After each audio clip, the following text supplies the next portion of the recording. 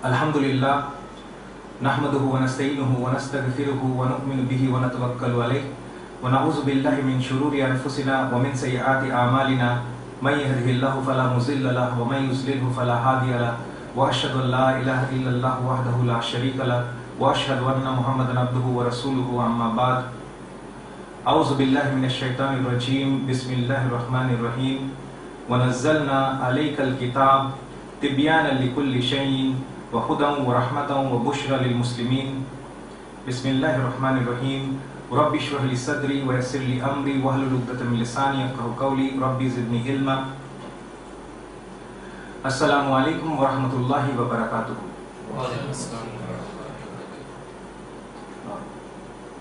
First and foremost, we thank Allah subhanahu wa ta'ala that we have been finally able to organize this program, and this has been titled, as you know, the Islamic Spirituality Program.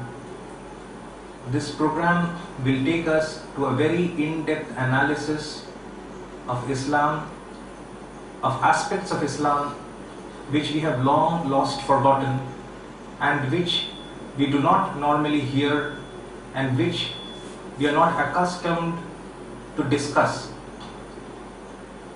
And this will be, since it is a 2 days program with breaks in between for Salah or otherwise, we will break it up into sessions, and this is the first session. This is the introduction to the program.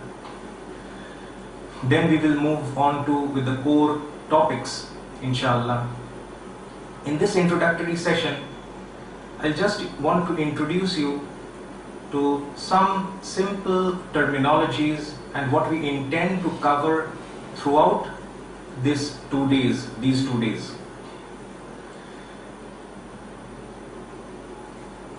Speech, as you know, is the most natural form of communication.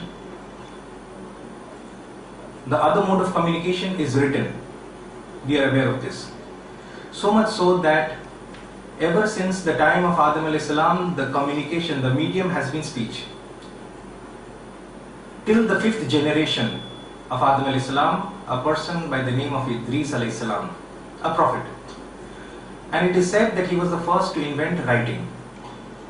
So while written communication is one way, speech is a more natural form of communication, and we have adopted this to convey the message to you and as well as to those who will listen to the lecture in the recorded format. And among speech, it has been observed in the recent times that there has been a tendency of programs, arranging programs, organizing programs on a very grand scale. Conferences, mega conferences, etc.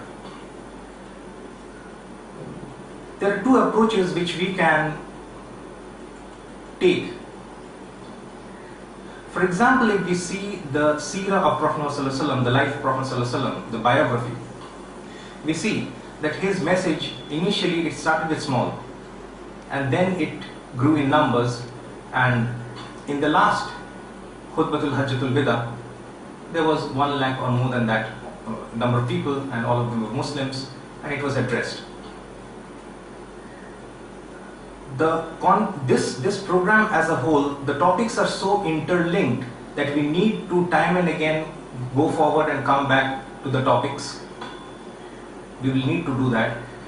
So some things we will speak now by way of introduction, but we need to come back to those in more elaborate details, with more elaborate details. For example, the Prophet Muhammad sallallahu alaihi wasallam, he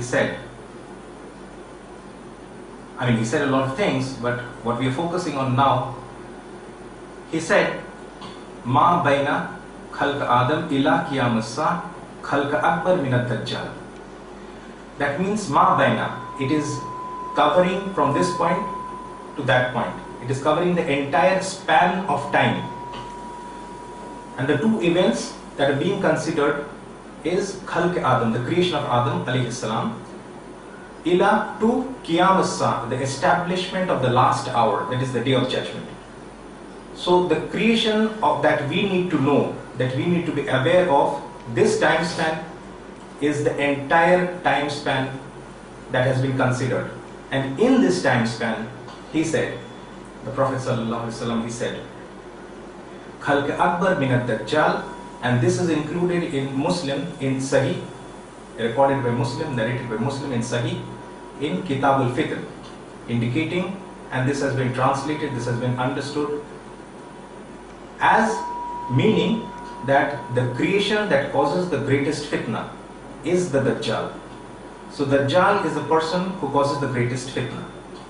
Yet, in today's age, we find that the subject that is least discussed is the subject of the Dajjal. There must be a very compelling reason for that. I mean, the reverse ought to have been true. That something which is a greater fitna needs to be discussed and the people need to be aware of that. Fitna means turmoil, tribulation, trial. And people need to be aware and people need to protect themselves from that. But it is discussed the least. Why is it so? It is because, and why is it so, can be explained best by whom? By the same person, the person Prophet Muhammad sallallahu alaihi wasallam. And he said that there will come a time, and this has been included by Imam Haythami in Majma' al-Zawaid, that he said, a time will come when people will stop discussing about the Dajjal, the Antichrist, the false Messiah. And it is at that time that he will emerge. So though it is the greatest fitna, a time will come that people will not discuss about that. The Imams will stop discussing about that. So much so, that will be the time when people will be ignorant of these aspects, that the Dajjal will emerge. The Quran identifies Shaitan, Iblis, as the greatest enemy. Though Iblis has been identified as the greatest enemy of mankind, it for some reason, Prophet Muhammad ﷺ identified Dajjal as the greatest fitna. There must be some very compelling reason for that. So as I said, that it was the age of Jahiliyyah, the days of ignorance. We get it from the history, we get it from the hadith, that Huzaifa bin al-Yaman radiyallahu anhu, he said that we were in the darkness and you came and Allah gave us this light, the light of the Quran, I mean the light of Islam as a whole. Islam has been there since the time of Adam alayhi salam. So Allah gave us this light, this guidance. So that means it was darkness before that. It was a period of ignorance before that, Jahiliyyah before that. So this is the age in which we are living in.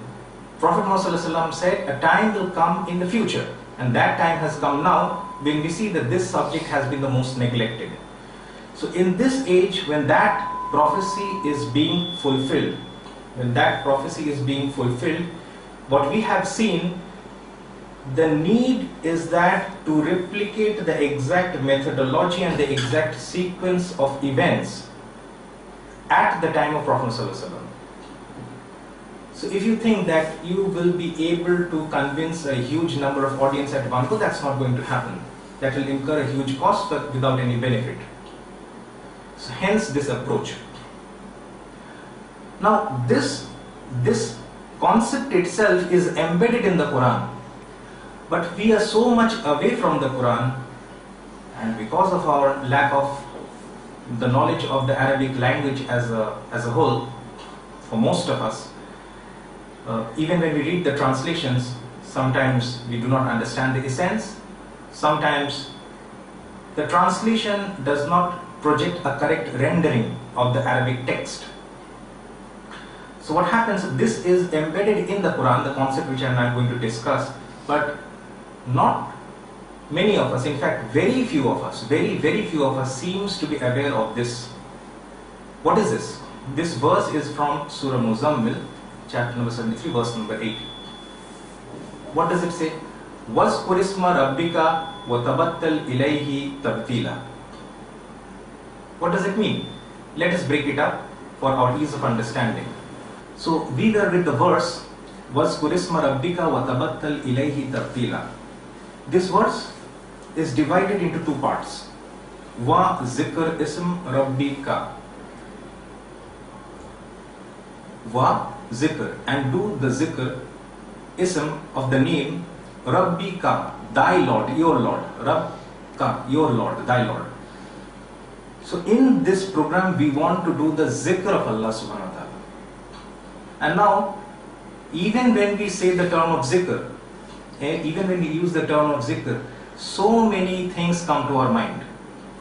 Because we normally associate doing zikr with something which is by some people considered to be a bid'ah. Okay, but what is the meaning of zikr? The meaning of zikr is, as Allah says in the Quran itself, in Surah Hijr chapter number 15 verse number 9, Inna nahnu az-zikr. The Quran itself is the zikr. This is the best zikr. So zikr does not mean mere utterances or repeating certain words. Is the Quran filled with mere repetitions of certain words? No. Zikr itself means reminder and remembrance. So in this entire program we want to do zikr. So now no one should quote, those of you who are present and those to whom it will reach through the recordings, none of you should misquote and say that Shoaib is promoting zikr. So it's becoming a bid'ah. Okay, so we have proved that this is from the Quran. And Allah says in the same verse that He will ensure that it is guarded from corruption. Lahafizun. He will preserve it, protect it from corruption. But the second part, this part more or less has been translated correctly. Was zikr ism rabbika, was ism rabbika. Wa tabattal ilayhi tabtila. What does it mean? What is the meaning of the word tabtila? Wa tabattal ilayhi tabtila. What is the meaning of the word tabtila? You see, when we do verse translations of the Quran, there is a possibility of mistakes creeping into it, right? Because 6,000 verses at one go. For example, whenever I want to present an English translation to you of the Quran, I do my own translation from the Arabic. Because none of the translations I find, satisfactory. Yeah, there are good translations, but the way I want to present it, obviously preserving the meaning, and everyone attempted to do that. But we have to also understand or consider the fact that while I am trying to translate one verse at one go, those who actually translated the Quran dealt with 6,000 plus verses. So obviously the task is compounded, so it is not putting a blame on others. We admit that there exists a possibility that during the entire translation mistakes can creep into it. But something strange has happened. Something rather strange, which is beyond the understanding of any common man with basic understanding. That is, how could the same mistakes creep into word-to-word translations? Is that logical? Please tell me. The same mistakes creeping into the word-to-word translations. For example, I will not give any names, that is not our intention. For example, there are translations of the Quran which are present as verse translations, and the same translator has translated it into word-to-word translations. Okay, 6,001 verses at one go, possibility of mistake. But word to word, he is being very careful. Each word, suppose I ask you the meaning of word in English and tell you to give me the meaning of the word, the meaning in Bengali, for example, you will give me the correct meaning. Because you're dealing with one word, no question of errors. So this is something rather strange. A second point of something very strange and something which confounds all of us is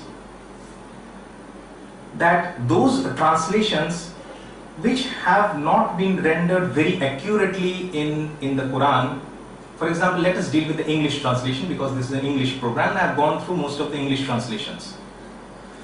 So the same mistakes keeps getting repeated in all the translations of the Quran. Something very strange, and it defies logic and understanding. What can be the reason? The only reason, according to my understanding and according to, you will agree with me, it is as if the situation, if we can describe an analogy, is of an examination hall, where one student he has made a mistake, and others, those who are copying from him, made the same mistake. Mistakes can happen, but the same mistake, this is an almost impossibility. Randomness, chance, and those excuses do not come up with those excuses. Those are not valid excuses. So this word has been translated, this part of the verse has been translated, and devote thyself to him with a complete devotion. What is the thing that comes to our mind first? Devotion. And devote thyself, yourself, to him. Him means to Allah subhanahu wa ta'ala, because it says wazkur isma rabbika. So it refers to Rabb, and then it says, and devote thyself to him with a complete devotion. The meaning that we are getting to know from this translation is, the focus is on devotion, right? But what is the actual meaning of the word tabtila? Tabtila actually means to cut yourself off completely from others and then devote exclusively. This is the complete meaning. This is the meaning which is derived from the linguistic point of view, and this is noted in the dictionaries. Because when they write the dictionaries, they do not have the words or verses of the Quran in mind. So they are trying to present an accurate picture of words, normal Arabic words.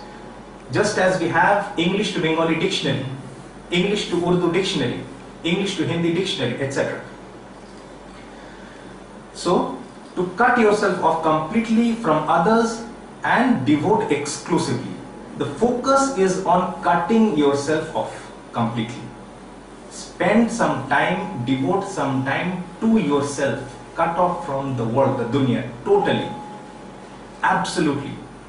Focus, contemplate, think, and do zikr of Allah subhanahu wa ta'ala. Try to remember and reflect and ponder on the things which the Quran discusses. This verse, this part of the verse also includes a word tabattal. وَتَبَتَّلْ إِلَيْهِ تَبَتِيلًا. Tabattal, what does it mean? It is derived from the same root word as tabatila. Tabattal, both are derived from the root word batala. Tabattal means celibacy, but in our context, it means to be committed to abstention, especially in religious contemplation. To be committed to abstention and focus on contemplation, especially religious contemplation. So again, the focus, what is the focus? The focus is to abstain from the world, so that you can focus, so that you can consider, so that you can ponder and reflect on the verses of the Quran. The focus is on twice in the same verse about abstaining yourself, and hence a small group. Hence the concept of a retreat. This program has been modeled on a retreat. We could not replicate it exactly, because in a retreat you will usually require to abstain yourself for a fixed number of days according to your choice. Maybe 10 days, maybe 7 days, maybe 4 days, but we have not been able to do that. We have to cut it short and make it into 2 days. And even the night we are not spending together. So that you cut yourself off, spend time together for 7 days. That is the ideal concept. But we have tried to replicate it and not go for conferences, addressing 10,000, 20,000, etc., which I have done in the past, but which has very, very less benefit in this age. So this translation, the word translations, was given by an eminent scholar of Islam, Maulana Abdul Karim Parekh, in his Lughatul Quran. Okay. Otherwise, it is mentioned in the dictionary as well, in the various lughats as well. So much so for this understanding that, so now this translation, the best translation, best way to translate that I have been able to come up with, though my translation need not be perfect, it can be improved upon, but at least it preserves the essence. It will be something like this: and be committed to abstention, and to him, that is to Allah subhanahu wa ta'ala, devote exclusively by cutting yourself from others completely. This is the meaning of the word, or meaning of the verse which I can come up with. At least it preserves the essence. So in this session, what are we going to cover? In this program, what are the topics we are going to cover? some of the topics we may be hearing for the first time, we may have never heard it before. For example, we will discuss about Islamic spirituality. We will discuss about Islamic eschatology. We will also discuss about a subject called epistemology. And hence, if a subject is present, an Islamic version of the subject will also be present. Islamic epistemology, which is actually a branch of philosophy, a branch of knowledge. Needless to say, we will also deal with Islamic philosophy, Islamic theology. We will discuss with about a subject which is called Kalam in Arabic. Kalam, and it is so difficult. It is the philosophy of theology. Okay, so we will attempt to do that as well. We will cover modern thought, the modern world and the modern age, etc. These are our focus, and hence we need the time, and hence we request all of us that we spend the time together as much as possible, so that if there is a discontinuity, still we will have that access, still we will gain that knowledge, but there will remain those discontinuity, there will remain those gaps. So inshallah, that is our intention, and this was basically meant to be an introductory session, and we are drawing close to this introductory session. We'll close the session, we'll have a short break, and we'll come back for the next session inshallah in some time. Wa akhiru da'wana anil hamdulillahi rabbil alamin.